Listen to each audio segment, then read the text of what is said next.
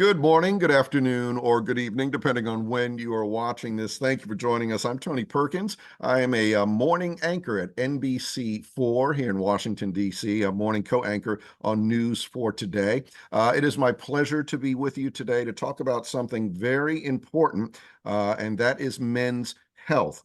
The American Heart Association, in cooperation with Kaiser Permanente, wants to educate men, not just men, but everybody, about some of the issues that are affecting men that impact our health on a daily basis, including some of the high-risk things, some of the things that we can do to prevent disease and all of that kind of thing. We're going to share some tips. We are going to talk about some of the important screenings that we should get. And I encourage you to share this information with others. Not just the men in your life, but every person out there has a man that they care about, they love, and they want to make sure stays healthy. So do share this information. Very pleased to be joined for this today with two doctors who are going to be talking about the various topics. First of all, Dr. Kwame Akoto. He is a family medicine doctor at Kaiser Permanente in Baltimore. Dr. Akoto, good to see you. Thanks for joining us. Hi, good to see you too. Thank you for having me. And also joining us is Dr. Kai Lee. He is a urologist at Kaiser Permanente in Tyson's Corner. Dr. Lee, good to see you as well. Thanks for joining us. Thanks for having me. So we're going to talk about a bunch of things. I do want to start by kind of framing this, obviously with the American Heart Association involved. One of the things we're going to talk about is heart disease and cardiovascular health. I know that heart disease is the leading cause of death for men in the United States, apparently responsible for 1 in every 4 male deaths. So let's start with that as a jumping off point. And Dr. Akoto, I'll start with you. Heart disease, one of the top health risks for men. Talk a little bit about that and then what some of the other top risks are. Yes, thank you. So as you mentioned, cardiac disease does cause 1 in 4 male deaths in the United States. And one of the precursor conditions for heart disease is high blood pressure. Often high blood pressure is called the silent killer because it significantly increases the risk of heart attack and stroke. And often men don't have any symptoms prior to developing these conditions. Some of the other risk factors that are involved with cardiac disease are a high LDL or bad cholesterol, as well as other lifestyle things such as smoking, being sedentary, obesity, and much more. What's really alarming, though, that out of the 3 major things, high blood pressure, smoking, and high LDL cholesterol, about 49% of Americans have at least one of these conditions, as reported by the CDC. So that's basically half the country that has a risk factor for developing this condition. So this issue, as we know, is more pronounced in communities of color. It is the leading cause of death amongst Black males in the United States. And amongst Asian American and Pacific Islander men, it is the second leading cause of death, second only to cancer.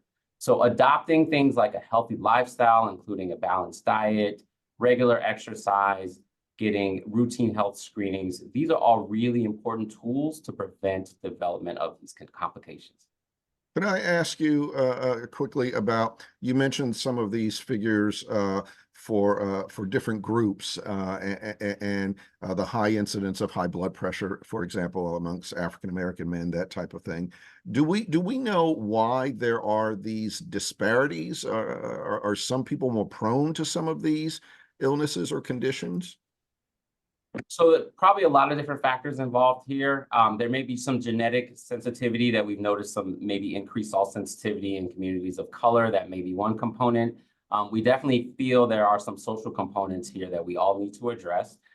There is a lot of mistrust in the medical community amongst Black men, stemming from historic racism, such as things like the Tuskegee health experiment, the Tuskegee syphilis study, my apologies. And there's ongoing racism and bias that does exist in healthcare right now. So these sort of repeated personal affronts, sometimes described as deaths by 1,000 cuts, that really erodes trust in the healthcare system. So we may not be getting in to get our screenings and our treatment as early as we are seeing with other groups. In addition, it's been reported that for Latino men, things such as language barriers, cultural differences, and systemic health inequities are also impacting their access and maintenance to care when they begin care. So experts are warning that these could lead to really severe health outcomes in the future. So we all need to do our part to help. Dr. Lee, I was wondering if you wanted to weigh in on some of the top health risks for men, and even in terms of what Dr. Akoto has been talking about with cardiovascular health and all of that, how that impacts men in your particular field, urology. Yeah, absolutely.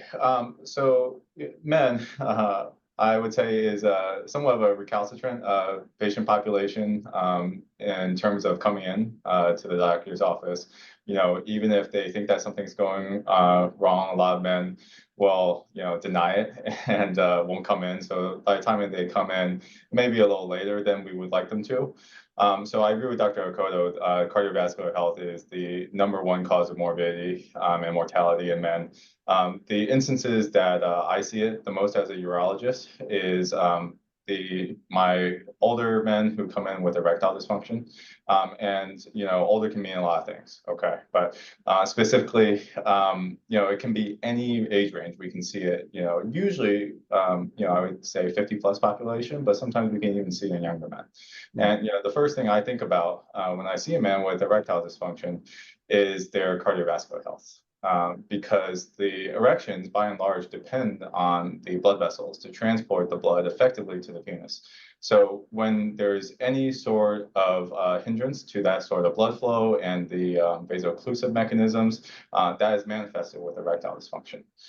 So, when I see a man who comes into my office with erectile dysfunction who may not even have a cardiovascular history, the first thing I think about is, well, I need to initiate a cardiovascular workup. So if they've never had a lipid profile, I'll send that. If they've never had an A1C, I'll send that. I'll take a detailed history because the penis is actually a window to the heart. And so if the penis doesn't work, and that means that there is deep-rooted vascular issues that's going on throughout their body, because it's not a unique area that's receiving blood, but a representative area. The penis is the window to the heart. That could be a T-shirt. I think, Dr. Lee, you might want to think about that. Let's talk about men living healthier lifestyles. What needs to be done? The first thing I want to ask, though, you say something that we have heard a lot about. It takes men longer sometimes to go to the doctor. They kind of put it off. I'm surprised that that's still the case, because a lot of men are living healthier lifestyles. They're working out, they're running and all that kind of thing, but there's still this reluctance to go to the doctor. Yeah, I see this in a lot of men. Well, it's also some of it is unique to my specialty, because some of the things that my guys come to me with could be taken as embarrassing. I would say for example, there's one particular diagnosis that I see a lot of, because it gets referred to me, but it's called Peyronie's disease. And it's a curvature of the penis. And this is something that's very under-recognized, but can be incredibly common. It can afflict 1 in 11 men. But no guy likes to talk about this, and they are incredibly embarrassed. So when they come to me for this, there are some walls that kind of need to be broken down, so we could have an open conversation, and then I'd like to reassure them that this is more common than they think, then we can start coming out with a solution. I do. I want to talk more about that in just a little bit. I want to go a little more general first. Dr. Akoto, let's talk about some of the top tips for men to live a healthier lifestyle. What should we be doing to live longer? Absolutely. So I usually recommend 5 lifestyle interventions and then 1 really important skill to acquire. But research does show that men are less likely than women to engage in preventive screenings, seek timely medical care, or be vaccinated for things like COVID-19 or flu. And there is a pretty sharp gap between life expectancy in the United States between men and women. Women live about 6 years longer than men as of the latest data that we saw in 2023. So it's really critical for men to adopt healthier lifestyles. So out of those 5 lifestyle interventions, #1, I recommend eating a really healthy and balanced diet. So you want to include a lot of vegetables and fruits. You want to try to get whole grains and lean proteins into your diet regularly. And you want to try to limit added sugars and sodium. You'll usually find those sort of things in really processed and ultra processed foods. So those things that are in a box, in a bag, in a can, and really kind of like the middle of the grocery store when you go shopping. So a good rule of thumb is to try to stick to the fresh section if you can, and that'll usually be, interestingly enough, the corners of the store will be like the first aisle or the very last aisle where you'll see those kind of foods. Number two is exercising regularly. Our goal, we recommend, is for men or women to try to get at least 150 minutes a week, split up any way that you like. So really just try to incorporate it into your schedule. For me, if I've got a busy week, I'll do it on Saturday and Sunday, 75 minutes each day. Now I've got my time. And in addition to that, we want you to try to get at least 2 days of some weight bearing or resistance exercise in there. So you can do things like bands, you can do body weight exercises, or you can do simple things like, if you're gardening, move those bags of mulch, move those tools, move those other things. You want to just get your body engaged in different ways. Number three is getting adequate sleep. So for most adults, that'll usually be about 7 hours or so. There are some little caveats as we hit different ages, but for most adults, that sweet spot of 7 hours is going to be enough for your body to really get refreshed and re-energized. Number four is having a primary care provider to have healthcare discussions with and to go over any of those concerns. Come into care, as I mentioned, men sometimes are historically raised to be sort of stoic, and we just sort of put things off and don't want to be seen as complainers. But taking care of your health is not complaining. It's the most important thing you can do to take care of yourself and your family. And then number five is making sure with that primary care provider and your healthcare team is getting your appropriate healthcare screenings. And these will be based on things such as age-appropriate screenings and things that are personalized to you based on your own history or your family history. And that could include cancer screenings, cholesterol, or some other things. And then as far as the skill that I really want everyone to try to acquire, that is learning hands-on CPR. So if there's one big takeaway point here, is trying to learn hands-on CPR. You can really protect and save the men you love during a cardiac emergency. So there's some data showing that 7 in 10 people report feeling uncomfortable or powerless in these situations when they're witnessing a cardiac arrest. And what we do know that a bystander doing CPR significantly increases the ability for the person to survive the event. So in order to do that, we want you to, if you witness a cardiac event, call 911 and immediately begin hands-on CPR. And you'll notice now that we focus just on the CPR component because we found that in those first few minutes, it's just as important as the sort of old method that we used to promote of doing CPR and rescue breaths. So just trying to do that hands-on CPR, you want to get right there at the mid-chest and you want to press down at a rate of 100 to 120 beats per minute, and you want to try to get down to a depth of about 2 inches. So you're really kind of, really using your muscles there. Keep your arms locked and pushing down and deep. And you can actually get more information about that from the American Heart Association. They do provide some resources at heart.org. So with hands-on CPR, and you alluded to this, like I took CPR training, 15 years ago. It's different now, right? What you're teaching people, and it's not so much it's not the breathing in and then doing the compressions and the breathing. It's just about the compressions now. Correct. It's streamlined because we found that that was the most effective and easiest way for people to implement that when they witnessed a cardiac event. And it was found to be also very effective. So in those first few minutes, it's just critical, get to that beat of 1 to 120. And you'll see some resources on the American Heart Association to think of songs like Staying Alive. It kind of gets you in that nice little rhythm that you need to perform this. And definitely I encourage all people to really just kind of look out for those resources and see if you can try to incorporate those. It could save someone's life, and it's something that's just so simple and basic. Well, just to buttonhole that, we just reported on the news last week that the incidence of minority groups dying because CPR hasn't been administered is higher.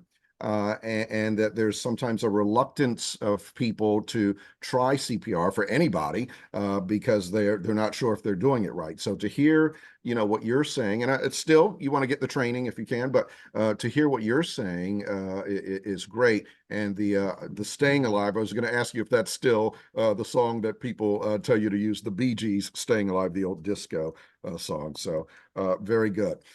Dr. Lee, let me ask you about lifestyle issues as things that men should be doing to improve their health, to help prevent certain issues. And are there things that you can do that will prevent some of the issues that you've talked about, like erectile dysfunction and that type of thing?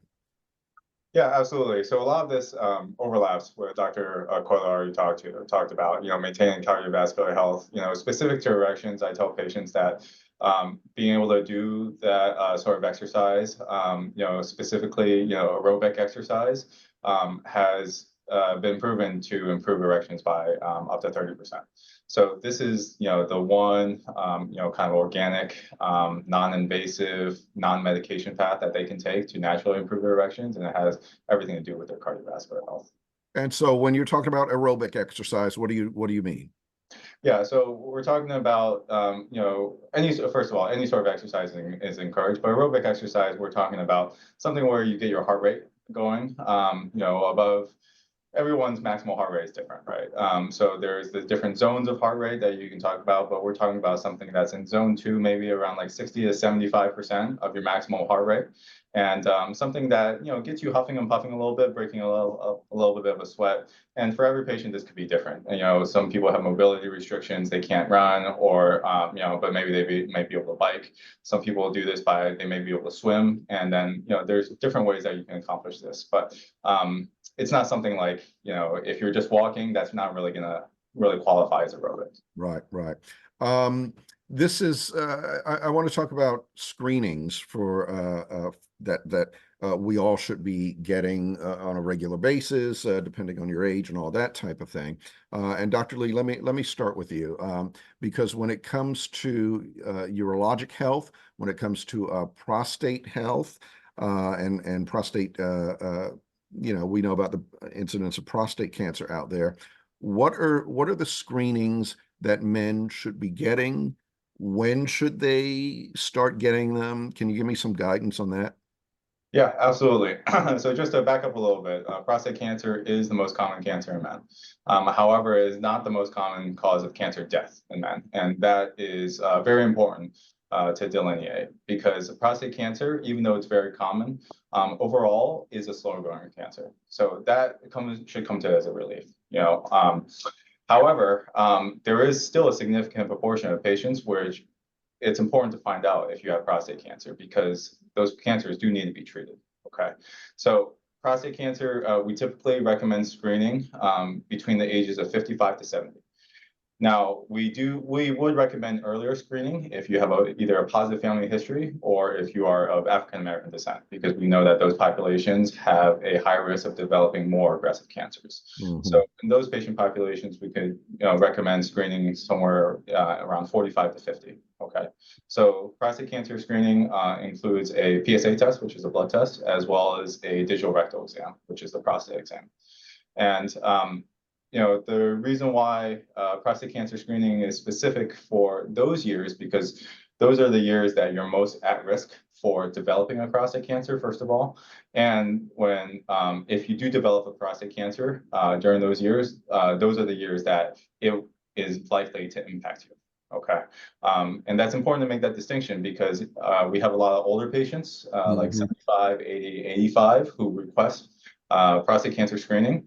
And it's not that we don't do it, okay, but at some point in the age, the risks of the screening actually become greater than the risk of the cancer. And that's because prostate cancer, once again, has that long natural history where it takes years for it to grow and spread and do something bad. And we have to recognize that there are some risks of treatment, of diagnosis and treatment too. So for our 80-year-old patient, sometimes we would not recommend screening, and because we know that maybe for him, even if he has a cancer, we don't think it's going to harm. Well, I can speak from experience on this. Dr. Akoto was talking about the lifestyle changes that men can make, and unfortunately, I'm not very good about several of those, and I need to get better. I love the tip about going around the outer perimeter of the grocery store, because that's where all the fresh stuff is. And you're right. But in terms of seeing my doctor regularly, getting my physicals, I do that. And in fact, it was 2 years ago. I had a digital exam and had my blood drawn for my PSA. And my doctor recommended that I get an MRI, and then after that, a biopsy. And in fact, I have prostate cancer. I'm in my 60s. And when you first hear that, it's rather shocking and upsetting. But then he explained to me in great detail that the level of cancer that I have, it's a low-grade cancer. It is very slow growing. So right now we're doing, I'm sure you're familiar with the term active surveillance. Um, um, we're at the point now where I think in fact, I have an appointment with him next week, as a matter of fact, to kind of update and see where we're going from here. But I think a lot of guys, I used to do stand-up comedy years ago, and one of the topics of conversation frequently for men was going in and getting that digital exam. Nobody likes it and everything, but it's important because it's the first indication if the prostate is larger or not. And it's very quick and it is painless. So it's something that men need to get over themselves and do, correct? Right. Okay. Dr. Akoto, let's talk a little bit more about some of the other screenings that are important. Obviously, prostate exam. It's important to see a cardiologist, colonoscopy. Talk about all of those if you don't mind. Sure. So there are age-appropriate screenings that we recommend for all men, and then there are screenings that would be personalized for your own personal history or your family history. So it is really important that you know your family history. If there are conditions that are prevalent, such as diabetes, heart attack, stroke, certain cancers, then please let your healthcare team know. As far as some of the more general recommendations, so now we do recommend colorectal cancer screening, usually at the age of 45. It previously was age 50, but we did see a higher incidence in younger adults. So we did change the screening guidelines for that. For women, we recommend, mammogram screening at age 40 and every 2 years or so based after that. In addition, for men, for cardiovascular screening, we're able to use this special score to sort of determine your risk level over a 10-year period. And that includes things like your blood pressure, your age, your cholesterol, things like that. And we're able to use that to calculate a risk score and give you personalized instructions based on that. So it's really best to talk to your healthcare team to figure out what's appropriate for you and when.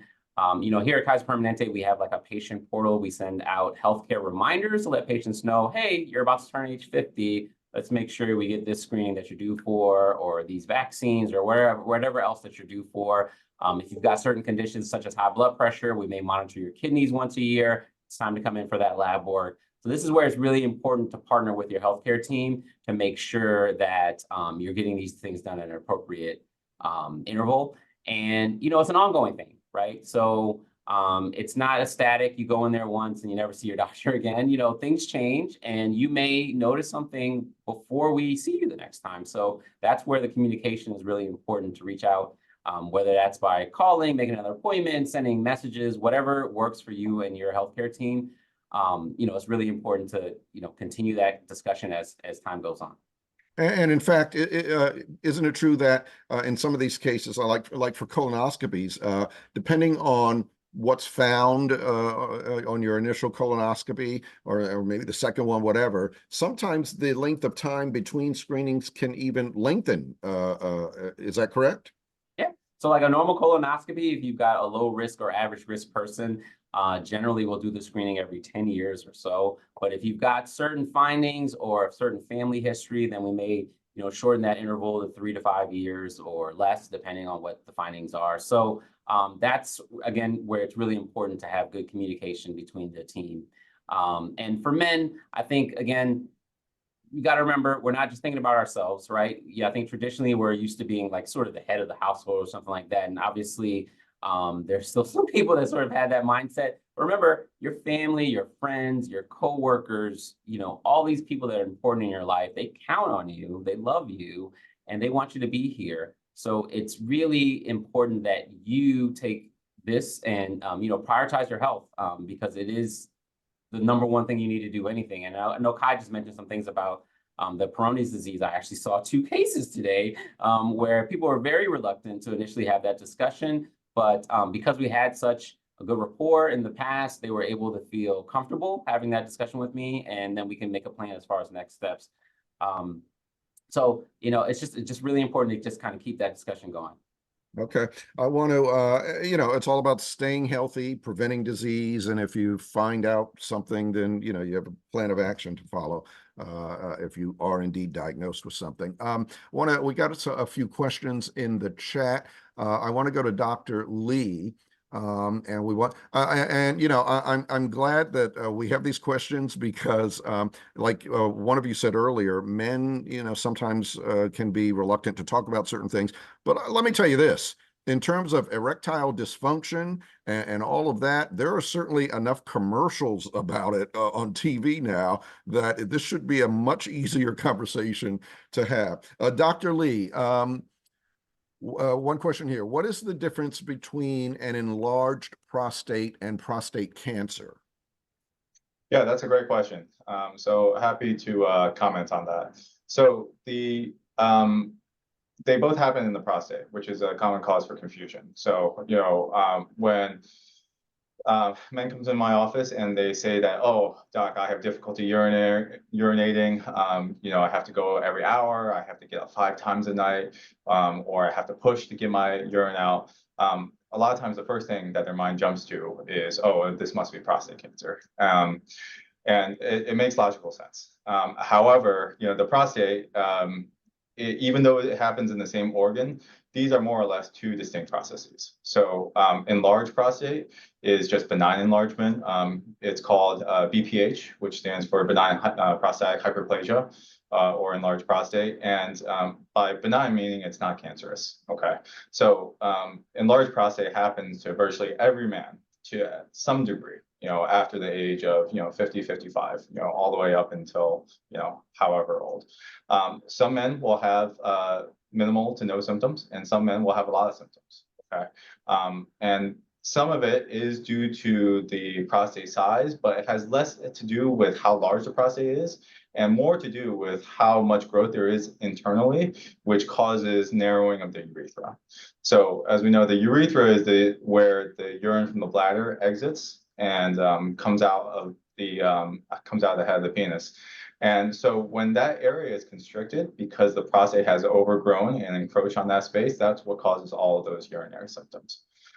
So once again, this is a benign process and it's not due to prostate cancer. So it's always important to kind of parse that out and you know, keep that in mind. Prostate cancer is almost a silent disease, which is why it's so important to do the routine screening, the annual screening with the PSA and the prostate exam.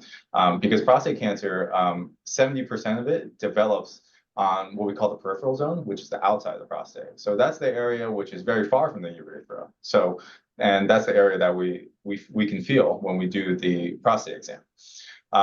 So typically prostate cancer does not cause any of the urinary symptoms. So our first inclination is when we have an abnormal PSA test or an abnormal exam. When you have an enlarged prostate, are there techniques and medication or what have you to shrink it, or once it's large, it's large? Yeah, another great question. So enlarged prostate is the most common diagnosis we see in men over 55, you know, across the nation as urologists. Treatment of enlarged prostate depends on the severity of the patient's symptoms. It's not dependent on the objective size of the prostate. We do everything based on the symptoms. So we see how they empty their bladder. We see how severe their symptoms are, and the treatments are. We have 2 really good medications. Okay, one is an alpha blocker. Okay, and that helps relax the prostate. Okay, where the prostate joins the bladder neck to help the urinary flow. That medication works immediately. Okay, and then the other medication, to your point, is a 5-alpha reductase inhibitor, which what that one does is it helps shrink the prostate. And this one does not work immediately. This takes about 6 to 9 months to start working, and it must be taken continuously. Okay, but over time, it can help shrink the prostate down. Okay. All right. I'm going to come back to you because a couple other questions here, but first I want to go back to Dr. Akoto. We have a question here. I have an active job, do I still need to exercise? I guess it would depend on what that job is, or what the level of activity is. But let's say you have a job where you're in an office, but you're walking around all day, you're going from one office to the other, all that kind of stuff. Is it still important to get some exercise in? Yeah, I get this question all the time. I'm kind of in like a blue collar area of Baltimore. So a common question for, construction workers and people like that have just like a physically intensive job. And what I will say is any activity is good, right? Like anything that gets your body moving, anything that gets your heart engaged is important. But what I would really like to mention is most of these physically intensive jobs are very repetitive, right? Like you're doing the same thing over and over and over. So you're not necessarily engaging different parts of the body, which is really what we want you to try to do when we say, get that activity over the week.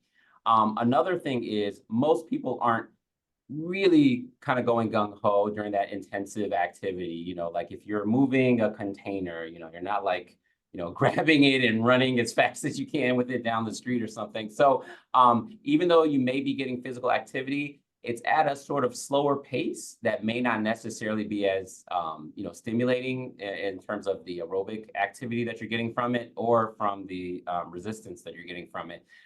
So even if you have a physically intensive job, I do recommend that you try to have some physical activity outside of work. And again, it doesn't have to be formal exercise. I don't want people to take away with that message, just something that's active. If you like gardening, if you like dancing, if you like taking a walk, if it's brisk enough that you could speak, but you'd be sort of out of breath as you're talking, you're a little bit short of breath, that's enough. That pace is really what you want to try to aim for. Sometimes with my family, we'll go for a bike ride together, and we're out having a good time, but also we're getting some physical activity in there. Or we'll go to the park and walk laps around. Again, you're having a good time, you're spending time with your loved ones, but you're also getting your body moving. So just find what works for you and try to make it a regular activity. The main point is consistency. This is something you want to do every week, regularly. And if you hit a rut, like you're doing the same activity, you're like, I'm not feeling this anymore, I want to try something else, then switch it up, try a different activity. Just really keep your body moving and guessing. And that's the important thing. Our heart is a muscle we need to engage and keep conditioned. Okay, very good. Dr. Lee, I want to come back to you. I suppose both of you actually could address this question. Someone asked, will blood pressure medications affect my sex life? Dr. Lee, I'll start with you. Yes, so that's a great question. So there's specific blood pressure medications that can cause erectile dysfunction. Some of them are common, beta blockers being one of them. I would say, this is not like a, slam dunk that, if you're on this medication and you come off this medication, your erections are magically going to go back to what they were 20 years ago. But certainly, it is something worth considering. And, treating the blood pressure is important. There's a lot of blood pressure medications that don't affect the erections. So that is definitely worth taking a look at. Okay. And I'm not a doctor. I think I might know the answer to this question. Is my erectile dysfunction a precursor or sign of heart disease or high blood pressure? Okay, yeah. So here, let me take a guess. I don't think it's a precursor, but I think it's a possible sign. Is that right? Yeah, that's absolutely right. So it's a sign of vascular dysfunction. There's a lot of things that actually cause the erections to be able to work. So you need to have 4 axes intact. Your hormones have to be there because testosterone is responsible for your sex drive, but also responsible for your erections. So that has to be intact. You also have to, from the psychiatric standpoint, you have to be involved with your partner. Okay. So even if you have libido, but you're not involved with the person that you're with, you're not going to be able to get an erection. Okay. There's also a neurologic component. So the nerves have to work. So we have, a lot of patients who have had, stroke or spinal cord injury. There's going to be some dysfunction there, even if their blood vessels work right. And then the last one is the vascular health. Amongst all of them, the most common cause is the vascular health, which is why we say that, to your point, it is a sign that there's vascular dysfunction. I want to follow up on something you mentioned, and I'm so glad you mentioned it. Testosterone. we men are inundated with ads for this product, that product, boost your testosterone. They're mostly supplements or some kind of vitamin or something. We do naturally lose testosterone. Is that something we need to worry about? Do I need to take a supplement to maintain those testosterone levels? Yeah, great question. So there is some age-related decline with testosterone, which is normal. Okay. However, testosterone, it is worth getting checked if you have symptoms of low testosterone, and symptoms of low testosterone would be decrease in your sexual desire, if you have fatigue, okay, if you have some decreased mood, and there's a lot of other non-specific symptoms too. Erectile dysfunction is also, it can be one of the symptoms, but once again, non-specific because a lot of other things can cause it. So, to your point of all the things that we get advertised, the supplements that are out there, one thing that's a fact is that the supplements are not regulated by the FDA. There's no telling, first of all, the efficacy of the supplement, but also the safety of the supplement. There's also a large trial that I would say, observational study that looked at the ingredients of the supplements and was tested by a third-party lab, and it found that 76% of these supplements, okay, either did not have the key ingredients that they said they had, or they had other ingredients that were not included in the ingredient list. And a good proportion of them were also found to have, controlled substances within the supplements that actually contributed to its efficacy. So I will say, as kind of a broad strokes picture, obviously each supplement is different, but supplements is kind of like the Wild West territory. So you never really know what you're getting. So as a doctor, it's hard for me to recommend for or against a supplement because there's just no data on it. Yeah. All right, I'm going to scratch that off my list. Dr. Akoto, and we're gonna start to wrap up here, but a question for you: mental health. That's a whole other area to some extent, but it is something that many of us struggle with. Is it something? What do you say to men, to people about taking care of their mental health? And is there a link between mental health and heart disease, stroke, anything else? Dr. Akoto. Yes, I'll answer that. But actually, just to jump on one point he made, one of the ways to stimulate testosterone release actually is exercise. So that's another key point that I emphasize with my men. If you want to try to maintain those levels, stay active, right? That's another important part. So getting to your question, absolutely, mental health is a critical part of cardiovascular disease, at least that we found with some new data. So there was actually a new study that tracked men aged 40 and above, and it revealed that middle-aged men who frequently were worrying were at a higher risk for developing conditions such as heart disease and stroke, as well as type 2 diabetes. And you got to remember, mental health and physical health are tied together. When we're stressed, when we're upset, we're releasing neurotransmitters, hormones, all kinds of different things that are having an impact on our body. So this study was actually published in the Journal of American Heart Association, and the research found that men who were anxious, overwhelmed, they developed more risk factors such as obesity, high blood pressure, high cholesterol, than the other group that was less worried. And the most anxious men had about a 10 to 13% greater chance of accumulating 6 or more risk factors, which really increases their risk of heart disease and stroke as they age. Okay. I will take that to heart. I tend to worry and stress out about things, so I'll take that to heart. We have to wrap it up. I know you guys are very busy, and we thank you for your time. Any final thoughts that you want to put out there that you want people to take away? Dr. Akoto, I'll start with you. Yeah, this topic is just incredibly important. Obviously, as a man myself, I do encourage all my fellow men out there to take an honest look at your current health and think about ways to improve it over time. And remember, learning CPR is super crucial to save someone's life. And I really think every man should try to attain that skill. All right. Dr. Lee, final thoughts? Yeah, I would echo that. I think it's if you, for all of my fellow men out there, if you feel like there's something wrong with you, or even if you don't, first of all, you should go to your primary care for regular screening.